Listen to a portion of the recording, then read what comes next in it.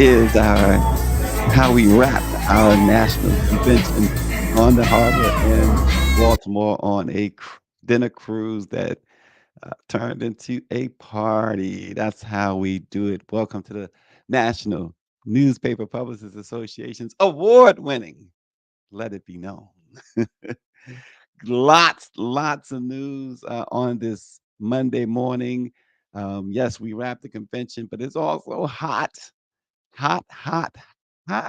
And Power 96 says it looks like the aunties were feeling themselves.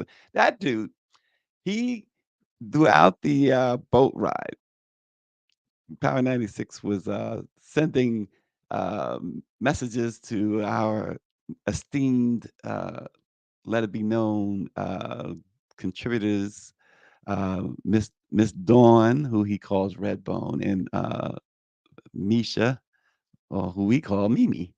It was really interesting how he was able to grab some screenshots and everything and make some really he put it this way, he did not disappoint. He had Dawn and Mimi rolling the whole time, and yes, the aunties were definitely off the chain. Um, again, and I'm glad Miss Claudette Perry is the one who chimed in and said the aunties were off the chain because once again, once again, and I'm hoping that the chair who watches at times and others in NNPA, if they're not watching, they were there and they were able to see the expertise, the professionalism, and the just downright masterful planning by Miss Perry. Um, it's people need to give due where due is due, if that makes sense. Now I'm sounding like the former president, right? But um, it's time to recognize our own. Others we don't expect to recognize us, but Miss Perry deserves. She's retiring at such a young age. I think she's like 30 years old. I think her daughter's older than her, but she's retiring. And if there's anybody who deserves the biggest send off, it is definitely Claudette Perry. If you, I mean, the conventions are not by far not the only thing she does and has done for NNPA, but certainly they're the ones that are the most public and most and stand out in the best way. So she said, "Keep your." Oh boy, you can't get between mother and daughter, can you? But it's been a privilege and it continues to be a privilege to work under the auspices of Miss Claudette Perry. It's very hot. Temperatures continue to expected, I should say, to remain near 100 degrees for the next couple of days. I see David Youngblood, who came to the gala Friday night. Michelle Madison, who was there this week. It's great to see how some of our viewers, our loyal viewers, like Michelle, like David, actually come to the event, and Power 96 actually watches everything that the not just Let It Be Known does, but what the Black press does, and support. If you're not supporting the Black press, then you should start. And we'll leave it at that. But we'll talk about the hot temperatures. We'll talk also about Sha'Carri, I should say, Richardson. She's qualified for her first Olympic Games after winning the 100-meter final over the weekend at the Olympic trials at Hayward Field in Eugene, Oregon. What a story. You guys know the story. It is a great story. It's one of resilience and one of this Black woman refusing to be pushed aside, held down, and walked over. She stood, as you guys like to say, she stood on business, and now she's going to Paris. The nasty race to keep Representative Jamaal Bowman in Congress heated up with the weather over the weekend at a rally to support Representative Bowman, the progressive Democrat facing a primary campaign that has seen pro-Israel lobbying groups pump more than $15 million into his opponent's coffers. Representative Alexandria Ocasio-Cortez, y'all know that's my girl. She was amped up came on the stage to Cardi B. We're gonna talk about that a little bit later. Is the way they're treating this stuff. We never seen this before in politics, but then politics are just totally different than what they have been. Certainly, in the last 20 plus years or so. And how about this? This Richard Glenn Cantwell. This dentist has been charged with numerous crimes and disturbing racist threats and behavior. And it's just it continues to in every walk of life now. This racism, um, people are empowered. They are empowered, and in large part because of, as most people will say, number 45 or the orange agent or whatever you want to call him. But I call him the twice impeached, 34 times convicted. Jury says sexual assault offender. We can go down the list. Business fraud, massive business fraud. 11 times filing for bankruptcy. He owes New York a $500 million. We can go on and on and on. And I will really formally start by quoting my man Chuck D in Public Enemy. Yet our best trained, best educated, best equipped, best prepared troops refuse to fight. As a matter of fact, it's safe to say that they would rather switch than fight. And we keep seeing that over and over again. And you know what? We're past time now where we can express disappointment in figure A, figure B, figure C. You're talking about black folks. Shannon Sharp, of course, being the latest. Great football player, a great tight end who played most of his career with the Broncos. We know that Stephen A brought him on. And it's really a shame because Stephen A could be, and I guess this is where what really ups the ante and upsets us a bit more than usual. Stephen A really could be someone very powerful positively in our community. Um, and I think Shannon Sharp, when someone does you a favor, it's great that you remember that. It's great that you pay homage to that and lift it up, but you do not owe them more than that. And Shannon had a great football career, and Stephen A certainly helped him along as far as uh, putting him on with ESPN. Stephen had that type of juice.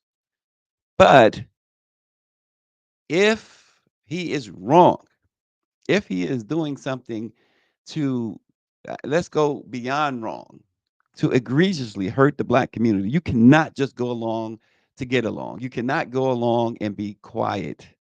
Yes, Stephen A brought him on, but he is doing everything in his power, everything to defend the buffoonery of Stephen A. Smith. You cannot do that.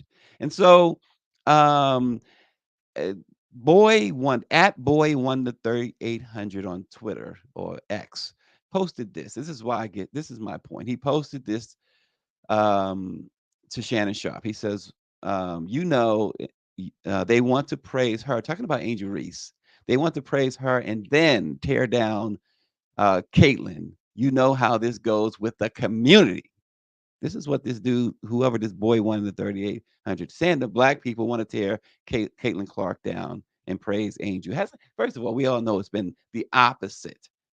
But here Shannon Sharp says, quote, exactly, totally agreeing with that nonsense. It's just insane that black men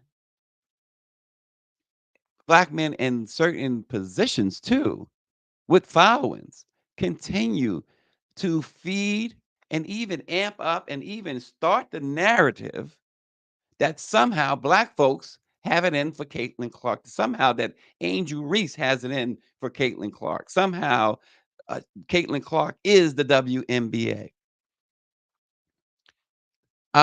This is driven by these bootlicking, disgusting, poor excuse for black men.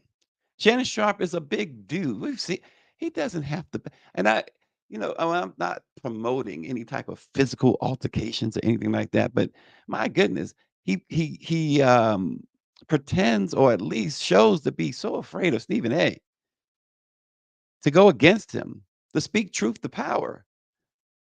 But this idea that Angel Reese is nothing, that she's a footnote to Caitlin Clark, you guys are doing that, and you have made it so that look, Ice Cube running around offering her $10 million to appear with the big three when the WNBA season is over.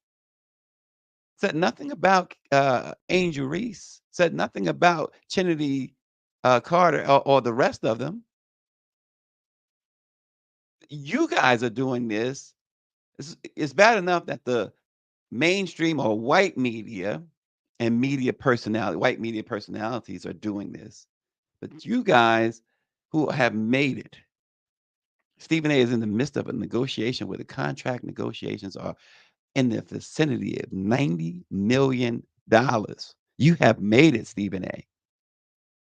Why is it that you feel the need to continue? He goes after Des Bryant. He never goes after white athletes. It's bottom line. Prove me wrong. Goes after Des Bryant because Des Bryant also called Stephen A and Shannon Sharp out for bandwagon jumping and pushing this crazy narrative that Caitlin Clark is being attacked because she's white. Isn't this what the former president, the convicted felon former president, is pushing that there's too much racism against white people? That's what he's pushing. Greer says it was a business decision. They know that mainstream is always looking for the great white hope. They are trying to capitalize. They are not like us. 100%.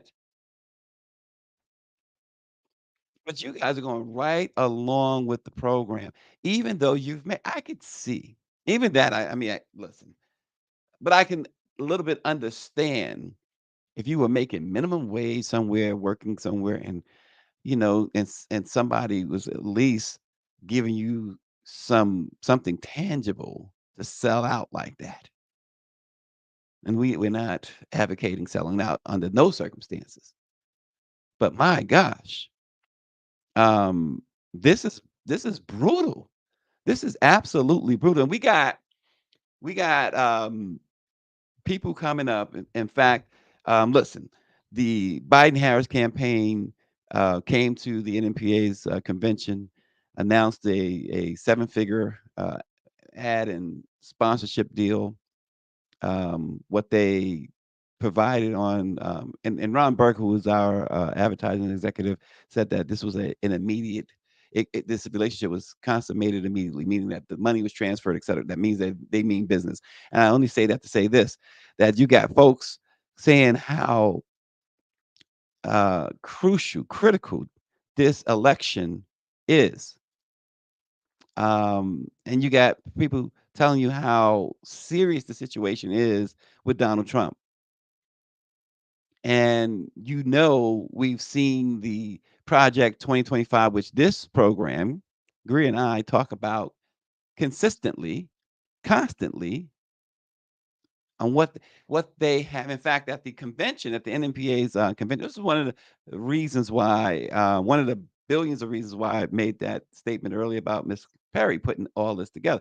One of the reasons why that the conventions are so important is because we have panels with Gen Z folks.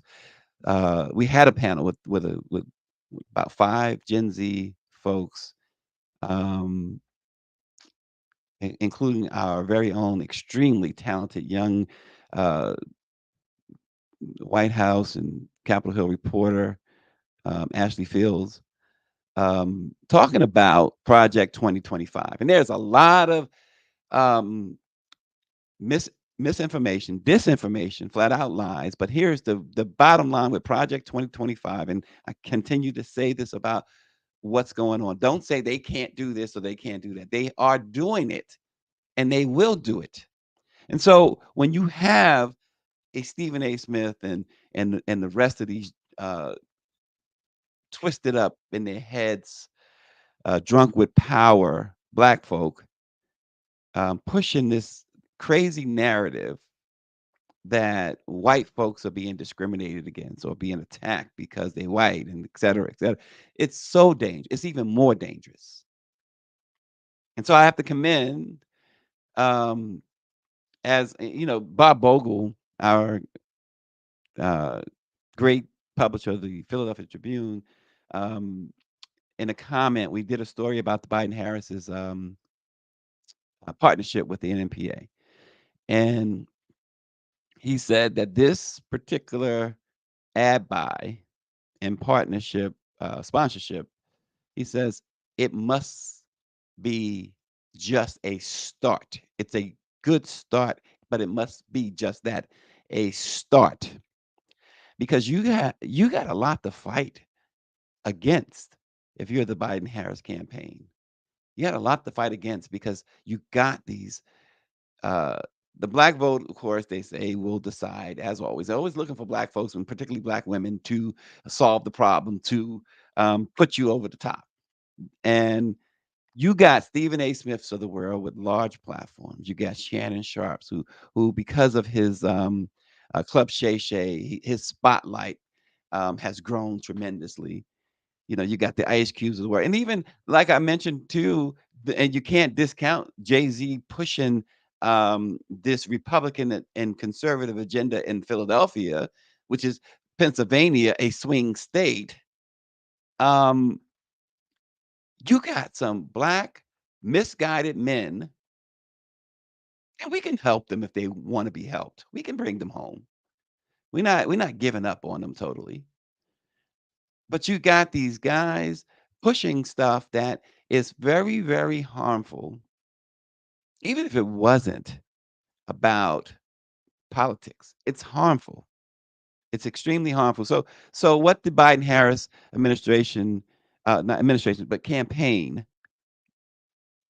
decided to do in joining forces with the black press. The black press has been the trusted voice for 197 years in America. So what they did by doing that is to try and nail down a partnership that's going to help them to provide truth and provide a reach that they can't otherwise get to. They should have learned that if they didn't in 2020. They should have really learned that in 1992 when Bob Bogle and Sonny Messiah and the rest of the NNPA at the time put a certain presidential candidate, put his feet to the fire publicly. I mean, he learned quickly. Bill Clinton learned quickly because Bob Bogle will tell you. And so shortly after that, when they saw that the NNPA could not be pushed around, when the black press would not back down, they called personally, invited the black press to a meeting. So Angel Reese responded in the best way that she can.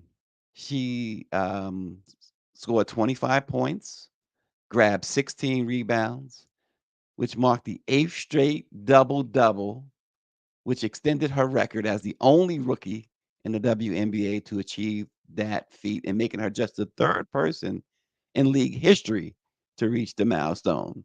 And here's the thing: they played Caitlin Clark's crew, the Fever, yesterday, and the Fever were up 15 late in the third quarter, and Angel Reese said, "Not tonight."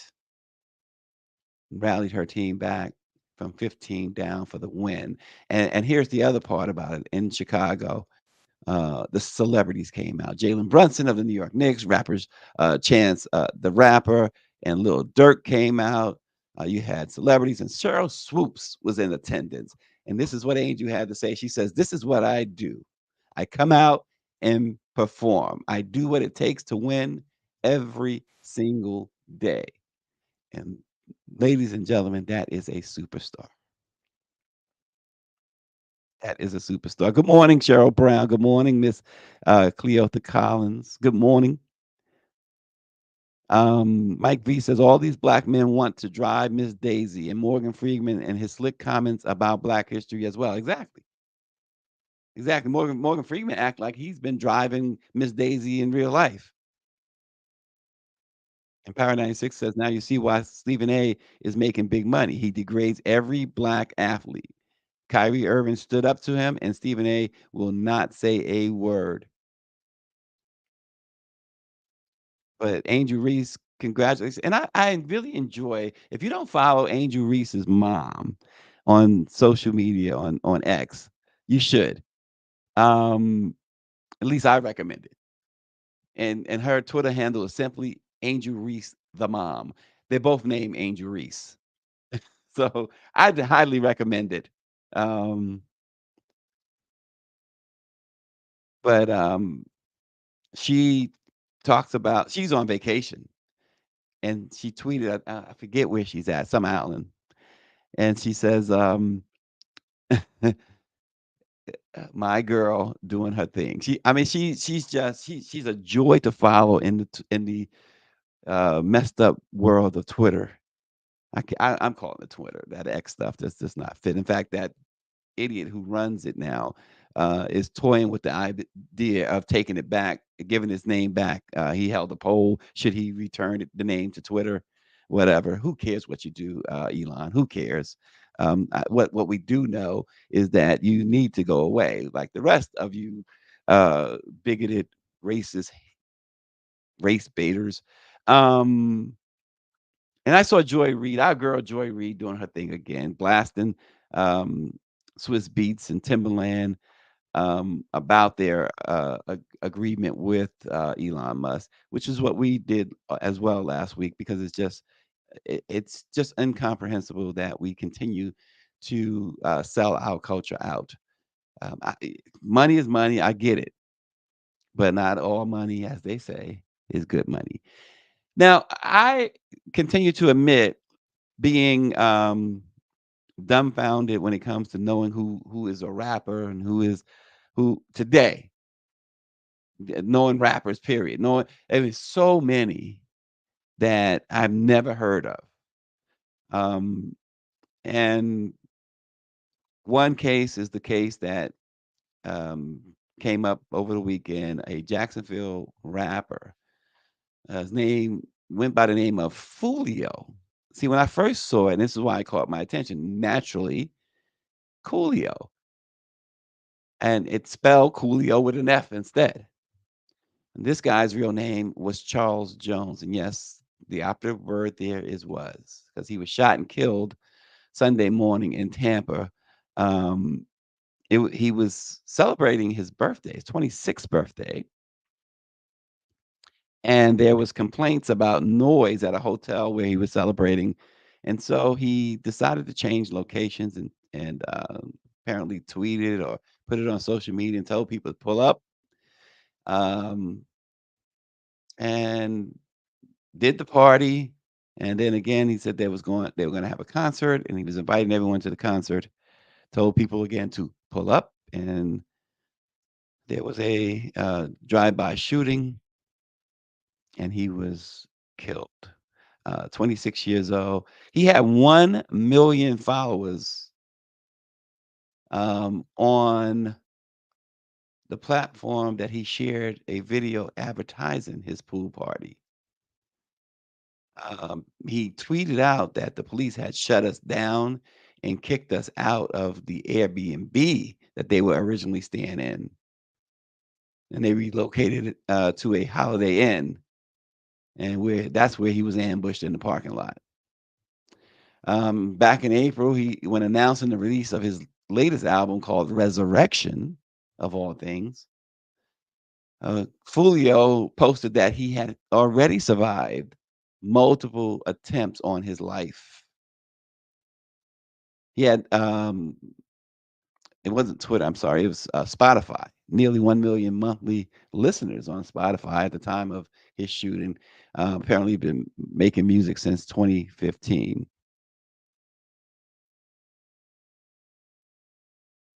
Yeah, this is his birthday party. Mike V says calling all these folks rappers is like calling a blogger a journalist. Thank you so much. That is amazingly put.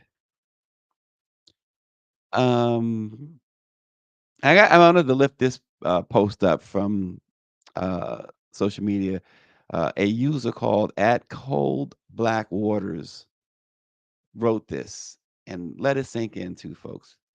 This individual says, "I've never heard of a Black American getting mad at another culture or race for having an event for their people. But for some reason, other cultures, other races strongly dislike when Black Americans have events for Black Americans." So the hot temperatures are continuing to sizzle across many regions in the U.S. this week. And folks, be careful out there. The air quality health advisory issued throughout the country was on average four. States from the East Coast to the Southern Plains and much of the Pacific Northwest, Great Basin, and California continue to see average temperatures from the mid 90s to the low 100s, according to the National Weather Service. The heat wave is expected to continue for most of the eastern U.S. through tomorrow, with heat advisories in effect for more than 100 million people. According to a spokesperson for the Weather Service that we spoke with, said these temperatures remain the most anomalous and dangerous for early summer over portions of the Midwest, Ohio Valley, east to the mid Atlantic. Heat related advisories and warnings are in place as humidity will bring heat index values as high as the mid 100s. So we're talking extremely stay inside, put the air conditioner on weather. Washington, D.C. saw its highest temperature since 2012 on Saturday. The nation's capital hit 100 degrees for the first time in over a decade, and only 1 degree shy of the record for the date, according to the National Weather Service. Also, Maryland, and we certainly were in Maryland for the week. It broke the daily high temperature record of 100 degrees, hitting 101. The Maryland Zoo in Baltimore had to resort to creative methods to keep its animals cool. One air quality health advisory issued in New York called the weather very, very dangerous with air quality indexes of 100. Newark, one of the our chair Bobby Henry was calling Baltimore the blackest city all week. Well, Newark certainly is up there as a very black city, and what a job! Every time I think about Mayor Ross Baraka, a black mayor in Newark, New Jersey, in a black city, what a job he's done there. Not enough attention gets paid to Ross Baraka, but one instance, and we had the mayor on some time ago. Greer and I did to talk about what he did when their water crisis became as bad as Flint. Without the help of the federal government, without the help of others, that mayor turn that whole thing around, and now you have some of the best drinking water in America in Newark, New Jersey. But the mayor, he reached out to his city, directing them, and I'll credit Muriel Bowser. Her office did the same, directing them to where there were cooling stations um, and other places where individuals could beat the heat, if you will. So he has done such a tremendous. We probably need to Greer re-invite, have him on again. Folks need to really understand the job he's done, and one of the recommendations that I'd love to make is for him to be um, somehow featured at an NNPA event. Hopefully, we can convince the powers that be that he is extremely worth any trouble it would take to get him to DC, or wherever location we might be for whatever event that NNPA may have. Sha'Carri Richardson has qualified for the first Olympic Games after winning the 100-meter final on Saturday at the Olympic trials at Hayward Field in Eugene, Oregon. She finished first with a time of 10.71, the fastest time in the 100-meter in the world this year. So she is going to Paris, 24 years old, resilient, resilient. We know what happened a few years ago when they disqualified her. They banned her for a positive THC test. Of course, THC is a chemical found in marijuana, which is really, I don't know. There's so many mixed thoughts about that. Does um, this ingredient in marijuana, does marijuana period make a person uh, run the way she runs? Does it impact the race at all, for the person that may have partook? Does it really positively impact? I'm not in any way advocating marijuana use. It is legal. People do what they want with it, but you have to ask the question. Right. It had nothing to do with that. Her grandmother had passed, she said. Um, right. Her use, her alleged use, apparently was out of the strain of, right. She was alone. See, Greer is always on it, especially when it comes. She be sticking up for her black girls. But she was Greer says that she was alone and dealing with the stress. And if you don't know the story, she and her grandmother were extremely close. And so there was, and again, we're not making excuses. If she did something wrong, she did something wrong. But my beef is this idea that marijuana, most people that I've known who have used, Greer wants to make sure you understand, not just alone in dealing with stress, but alone in a racist environment. The mainstream press was not giving her a break, without question, without question. But again, does that in any way, shape, or form? It does not. Just no research, no further research is necessary. It does not. It is exactly what Greer said.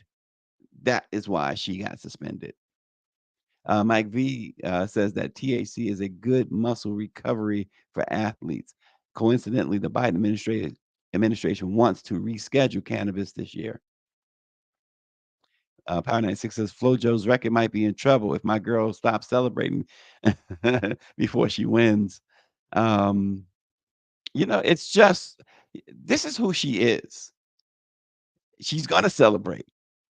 And I think Power 96, I think that in Sha'Carri's case, she's celebrating life. That's the impression, the strong impression that I get from Sha'Carri. But I'm so happy to see that victory and that record setter that she pulled off on Saturday. No surprise to those who are not haters.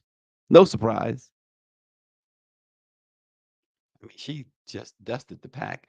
Jamaal Bowman's race has gotten really nasty.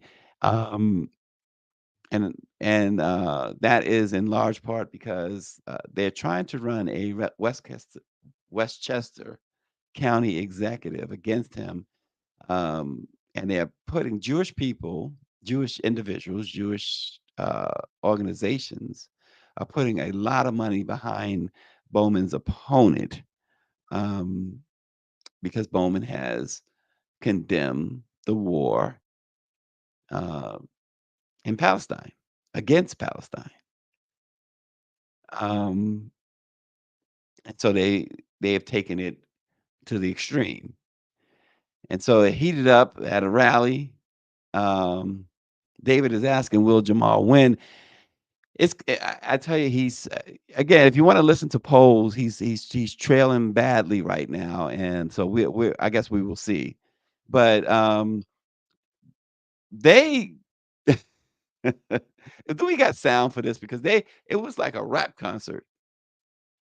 Um, but Jamal took the stage and Rep AOC, as you saw in the picture, I mean, she was amped up. He got amped. I think he got amped after she did. And she took the stage actually to a Cardi B song, and she sprinted on that stage. She jumped around that stage like she was doing a contract. I mean, doing a concert. I say contract. Contract's on my mind. And she was shouting, "Let's go, Bronx." They go to the polls in the 16th district, David, tomorrow, and this has been because of the influx in this outside cash for against Bowman. This has been the most expensive House primary in U.S. history.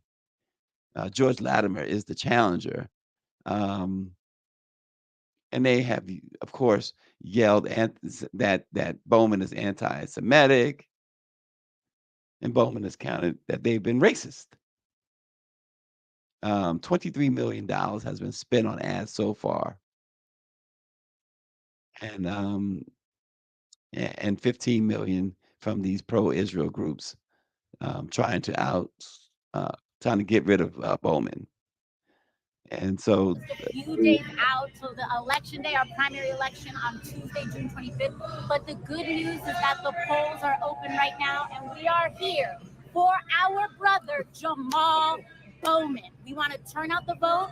I don't care if you live in New York 16 and are turning out to vote for him. I don't care if you live outside New York 16. We are texting our friends. We are turning out. We are calling our friends in Tuckahoe, in White Plains, in New Rochelle, in Yonkers, and telling them to vote for Jamaal Bowman.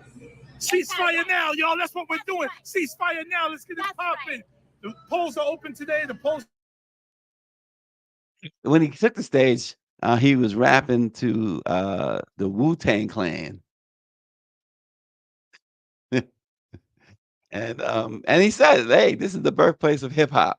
And he says, "I am the hip hop congressman." Yes. So this is where they were going with it.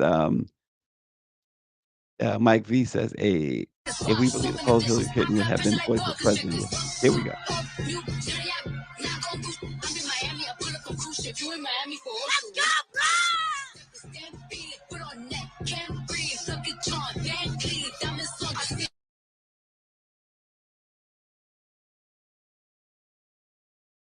I've never seen anything like it.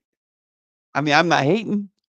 I've never seen anything like it, but this is today's politics, and politicians feel like they got to do this, but again, in their case too. I mean, these are younger. This is a younger generation, and folks are pining for, and should be pining for, the younger ones, the right younger ones anyway, to take over.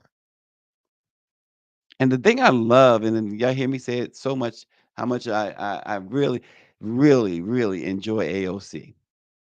And the reason being is she's unapologetic. South She's in your Bronx, face. South She's Bronx, smart. South Bronx, South Bronx, South Bronx, South Bronx. We we are gonna show fucking APAC the power of the motherfuckers.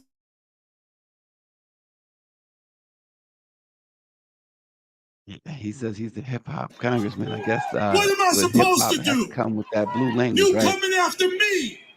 You coming after my family? You coming after my children? I'm not supposed to fight back. Fight back? We're gonna show them who the fuck. Jamal, there might be some kids in the audience. Uh, let's tame it down just a little bit, at least. Um, I've never been, we know folks will drop some, bombs here and there. I always believe that the message can be better delivered without. But that's just me. And I'm not hating on them. I think they're doing what needs to be done based on the climate, based on the political climate, and what's at stake. Everything is at stake, they say. Everything. So they're pulling out all the stops, leaving no stone unturned. And people criticize Democrats for being too passive. Um, so can't have it both ways, right? Can't have it both ways. When they do come out forcefully like this, I guess we don't need to be at the forefront of criticizing them.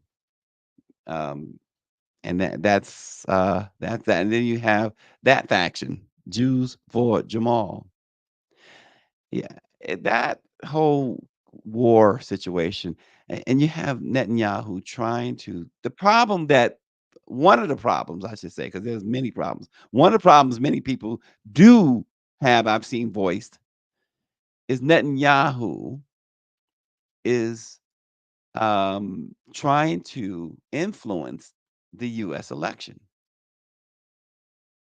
and influence it in this case for Donald Trump. It's interesting that Russia in 2016 um, succeeded in influencing the U.S. election in favor of Donald Trump. Now you have Benjamin Netanyahu doing the same thing. And you have Jewish folks like the ones that Greer just put up um, prior to this picture. Bernie, I think Bernie Sanders is Jewish. Um, but those folks um, who see things for what the same way that many others see it. And yes, Bernie Sanders is Jewish. So they're not hating on their people. They're just disagreeing with some of the policies. And why is it? And I said this too when I saw the comedian Jerry Seinfeld, his concerts being interrupted by individuals who are pro-Palestine. Why is it that we are going after certain individuals from, we here in America don't always, and for the most part, often disagree with what our government, our president does, our Congress people do, our senators do. You can't hold people accountable, at least in my view, for what their government does. So why protest the Jerry Seinfeld concert? Why protest Jamaal Bowman for speaking out, saying that there's, calling for a ceasefire when babies are dying on both sides? I don't know all that. I don't profess to know all that Jamaal Bowman has said, but does saying ceasefire make you anti-Semitic? I hope not. I really hope we haven't gone to that extent. Yeah, and we'll call Jamal Bowman today, and we will see if he will let it be known sometime. Um, but I hope that we haven't reached that point because my goodness, um, to me, it sets black people back even further. Not that it's the black folks. Yes, Jamal Bowman is definitely a friend of the black press. Um, but what I mean by that is that again, you got something else that takes precedent over the plight of Black America. Once again, just to bring it 360, as we started with the Biden Harris campaign, partnering with the Black press, that's another reason why it's extremely vital that they do so and that they continue to do so. That, as Bob Bogle said, that initial contribution, being uh, one of the sponsors to our convention, that not only continues, but it is enough to make sure that these black-owned businesses, there's 250 plus black-owned businesses within the NNPA, these newspapers and media companies, making sure that right. r- See, sometimes we think alike. She just knows how to articulate it a little swifter. Investment is what Greer says.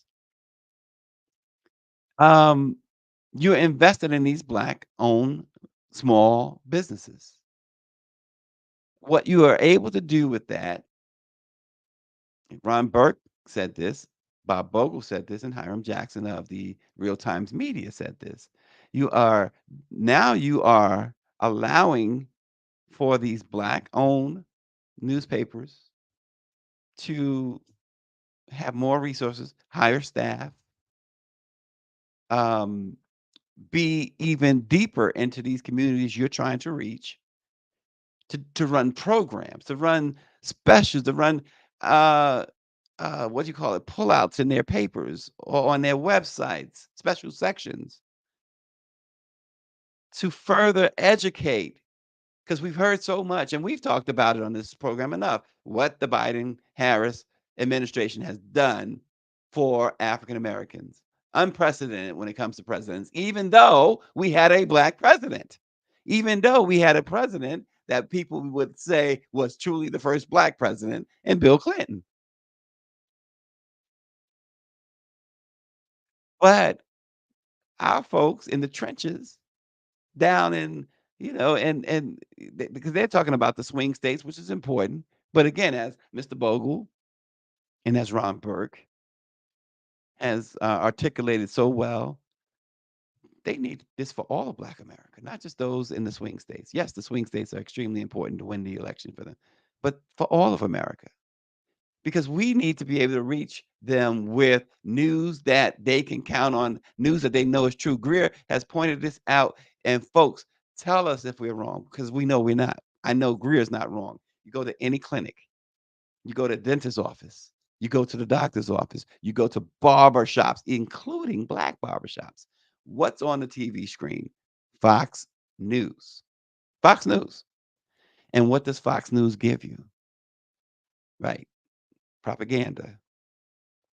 Propaganda.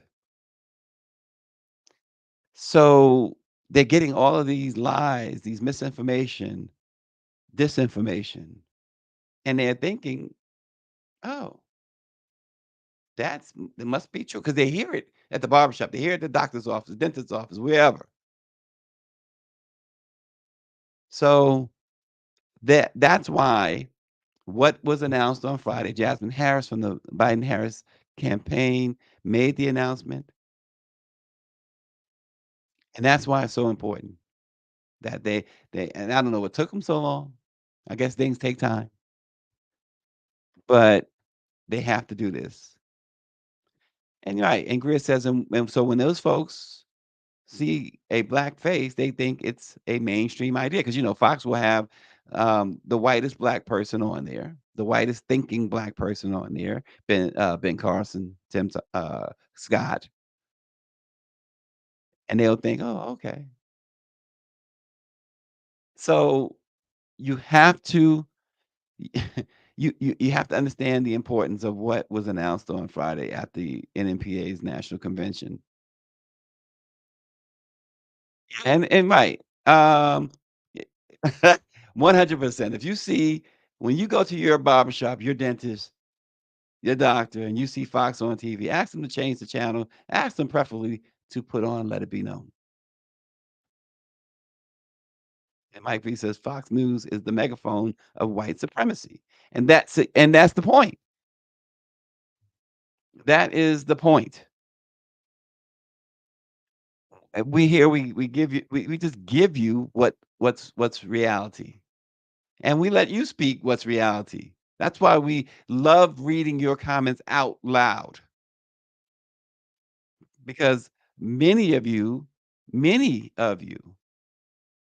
certainly have some profound things to say that you write in the comments because we dealing with stuff like this. FBI special agents considered an intolerant 60-year-old Florida man's messages to be dangerous enough to interview him to have an interview with him and ask him to stop. And then they later had to get serious about a case when he didn't listen. U.S. Attorney's Office described evidence collected against this dentist, Richard G. Cantwill, as approximately 100 threats and various other disturbing messages to about 42 victims from August of 2019 to July of 2020. He bragged on Facebook about owning weapons, quote, enjoying the violence as a U.S. Army veteran, and about how he loved creating widows and orphans, particularly when it came to Black folks. One of the messages in the indictment was to the author, I should say, of an article about Trump. The message included, "You are gay, I can tell," and quote, "the great ghetto expletive Obama." Then he tells them to hire extra security because you're gonna need it. I plan on effing you up just for the fun of it. Um, this guy went on numerous racist rants. He says, "You will die." He tells one person, "You will die like every other N word." So um, that is um, that is something that has been running rampant in this country. And again, the misinformation, the disinformation continues. Watch, listen, watch, let it be known. Read your local Black newspaper. Read any Black newspaper because you can go online and get it.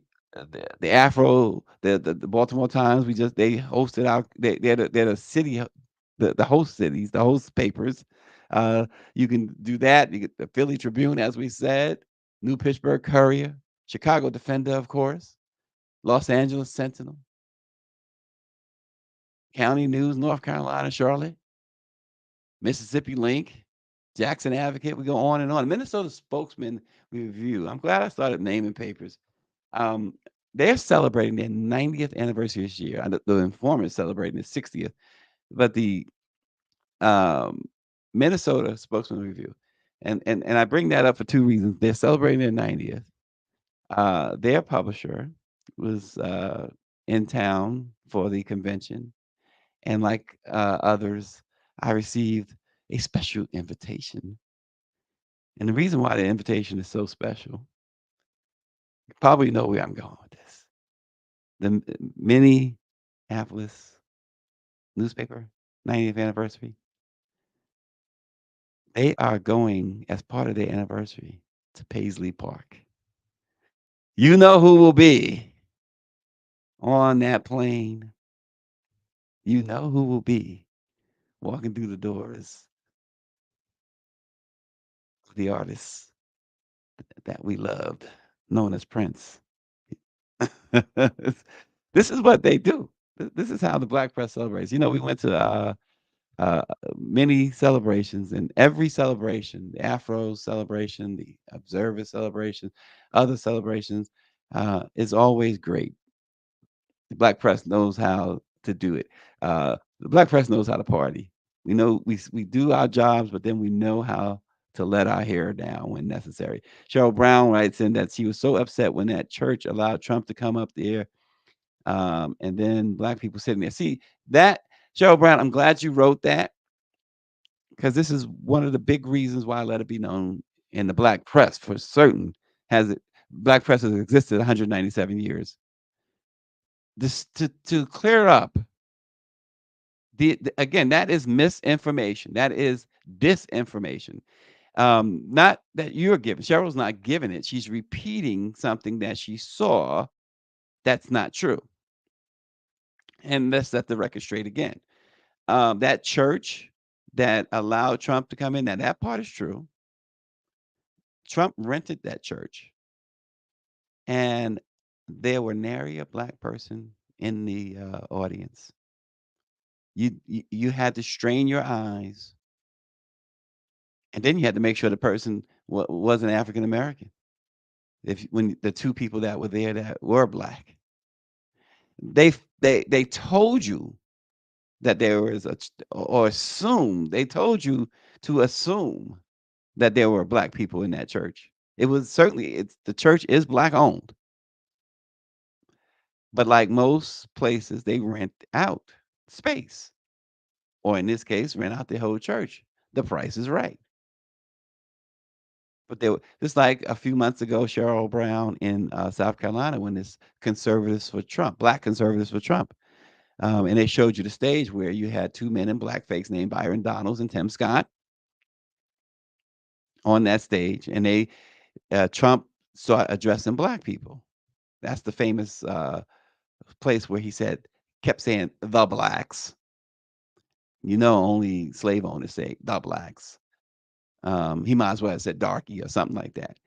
Um, when footage of the audience was finally discovered and released, this was a white audience. If there were 500 people there, 490 of them were white. But yet, mainstream media did not do its job and say what it was, that this was a black conservatives for Trump filled with white people. Just like we told you last week that the two people who are heads of the group called Blacks for Trump are white women. So again, don't be misled. Read the black press.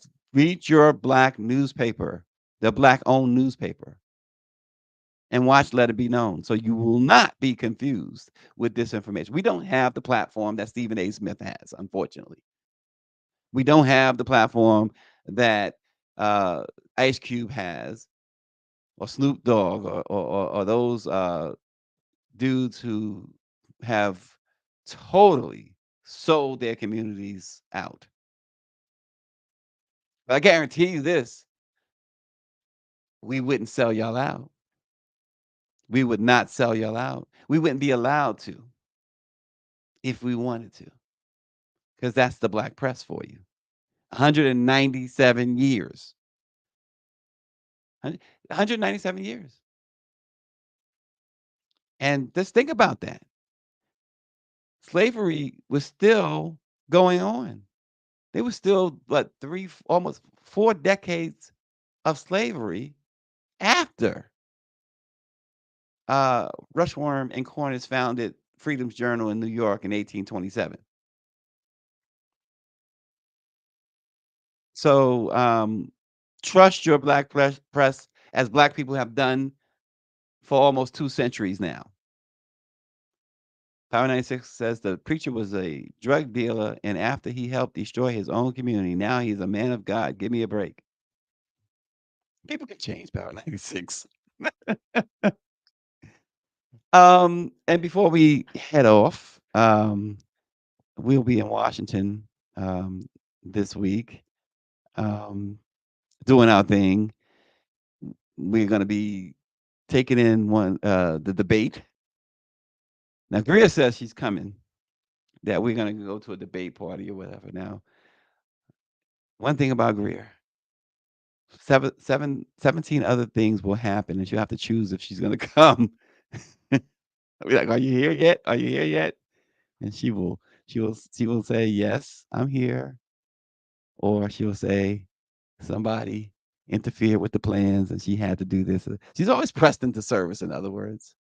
So we have planned to go to a debate party. There's a few going on too, and so we'll see what happens. And of course, the campaign invited us to Atlanta for to see the debate live and in person. So we'll contemplate what we're gonna do. And finally, Valenta Gomez, who's running for Secretary of State of Missouri, has come under fire for her online trolling, homophobia, attacks against trans people, transgender people, and against African Americans. This past week, I should say, as the U.S. Celebrated Juneteenth, which marked the end of slavery, as we know, and Power 96 was in full celebratory mood on Juneteenth. And he posted a photo, by the way, of a tribute to his dad, and I realized, wow, he looks just like his dad. But anyway, I digress. The 25-year-old Colombian immigrant. Now she's from Colombia. She's been in the United States for a cup of coffee so far. And she called Juneteenth ratchet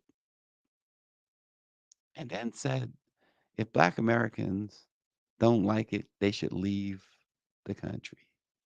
And then she says reparations from slavery and black victimization is about to be shoved down our throats for the most ratchet holiday in America. Black Lives Matter raised millions, but what did they do for Black lives? It is outrageous to see people asking for reparations, even though they never went through slavery. You see how stupid she is? These grateful people, she says, should be celebrated because they were born in the greatest nation to ever exist. Here's a tip: you don't like America, get the expletive out. This chick came on a boat from Colombia. Um, the real Candace Owen agreed with this. Of course, Candace Owens would. But she came over on a boat. Don't get me started on what she may have had to do to get on that boat. Don't get me started on some other stuff that I shouldn't go to. So I'm not even going to go down that road. But this is obviously an attempt to get, the Trump folks to back her. She is facing 7 other Republicans in the August 6th primary to become the Republicans' nominee for Missouri Secretary of State. So far, Trump has not issued an endorsement. This chick says and um, about Brittany Griner that she should still be rotting in a Russian prison and not going to the Olympics. Power 96 says the irony of an immigrant telling black people to leave the USA. Does she know Trump will deport her? Doc Sanchez says any Dr. West voters. Is there any Dr. West voters out there? But it's open season. It's open season on black folk. But it's been that way. Like we said, they're just more they're out in the open now. They're more out in the open. Yeah, I would love to see. Mike V says I would love to see AOC take her to task. Yeah, or Jasmine Crockett, who's another of our favorites. But this is what black folks continually have to go up against, constantly. That's why again I can't understand.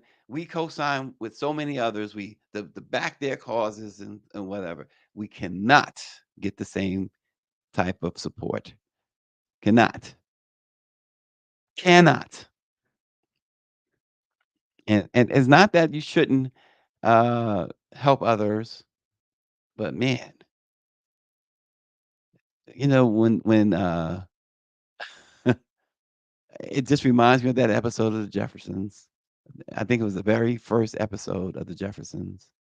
It's certainly one of the first where Florence, she's uh, being hired to be maid of somebody else, another black couple in the Jeffersons building before she goes down and gets interviewed by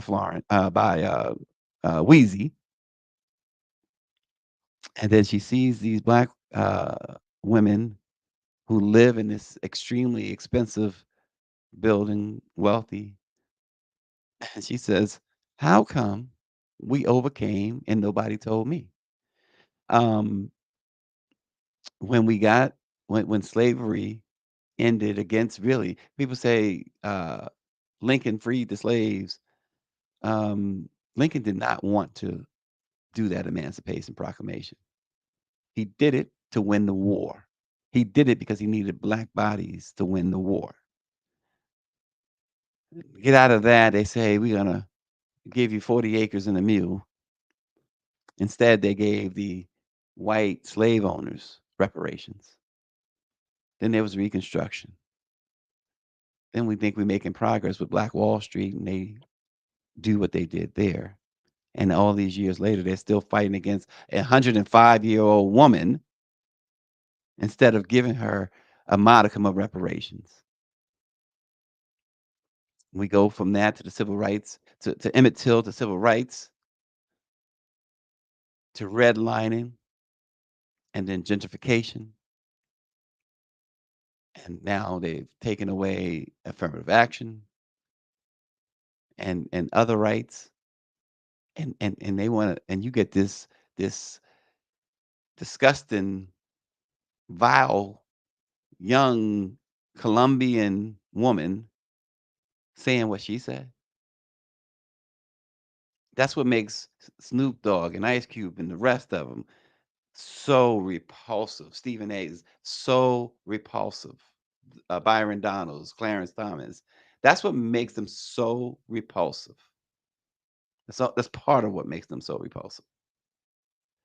And folks just go along to get along. As you guys say all the time on this program, David says it, Power 96 says it, Mike V says it. Folks, those people, their ice is not colder. Their ice is not cold. In fact, their ice might have a little something in it. I believe that it does have something in it, because you guys losing your mind.